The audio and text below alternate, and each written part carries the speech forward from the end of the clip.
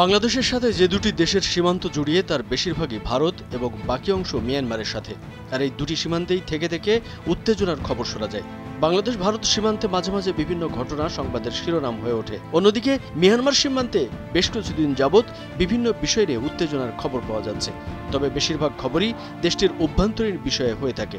তবে বেশ কিছু কারণে সীমান্তে কি ঘটছে তা নিয়ে বাংলাদেশের মানুষের আগ্রহ এখন সবচেয়ে বেশি।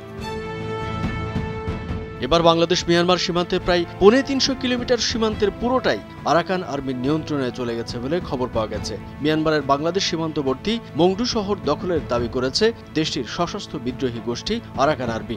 কয়েক মাস ধরে মিয়ানমারের সেনাবাহিনীর সঙ্গে লড়াইয়ের পর মংডু শহরের নিয়ন্ত্রণ নিয়েছে তারা। ফলে ৯ ডিসেম্বর এক প্রতিবেদনে এই তথ্য জানিয়েছে মিয়ানমারের সংবাদ মাধ্যম ইরাবতী। সংবাদ মাধ্যমটি বলছে, রোববার মংডু শহর দখল করে বাংলাদেশের সঙ্গে মিয়ানমারের ২৭০ কিলোমিটার দীর্ঘ সীমান্তের সম্পূর্ণ নিয়ন্ত্রণ নিয়েছে আরাকান আর্মি। সশস্ত্র এই বিদ্রোহী গোষ্ঠীটি জানিয়েছে তারা জান্তার শেষ অবশিষ্ট সীমান্ত ঘাঁটি মংডু শহরের বাইরে অবস্থিত বর্ডার গার্ড পুলিশ ব্যাটালিয়ন নম্বর ৫ বেশ কয়েক মাস লড়াইয়ের পর রোববার সকালে দখল করেছে।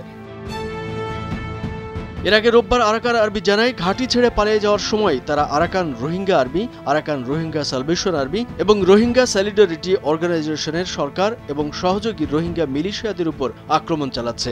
রাখাইনের মিডিয়া সোমবার জানিয়েছে, মংডুর এই যুদ্ধের পরে প্রায় ৮০ জন রোহিঙ্গা বিদ্রোহী সহ সরকারি সৈন্যদের পাশাপাশি সামরিক অপারেশন কমান্ড ১৫ এবং কমান্ড ব্রিগেড জেনারেল থুরেইন তুনকে গ্রেফতার করেছে আরাকান আর্মি।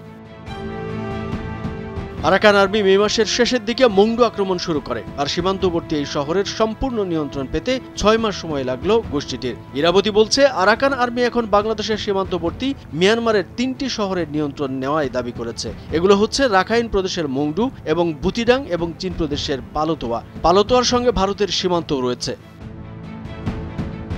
রাখাইনে যুদ্ধ পর্যবেক্ষণকারী একজন সামরিক বিশ্লেষক বলেছেন, বাংলাদেশের সঙ্গে বাণিজ্য পুনঃস্থাপন পশ্চিমাঞ্চলীয় এই প্রদেশে বসবাসকারী মানুষের দুর্দশা কমাতে সাহায্য করবে। অন্যদিকে রাখাইনে ২০ লাখ মানুষ দুর্ভিক্ষের সম্মুখীন বলে জাতিসংঘ গত মাসে জানিয়েছে।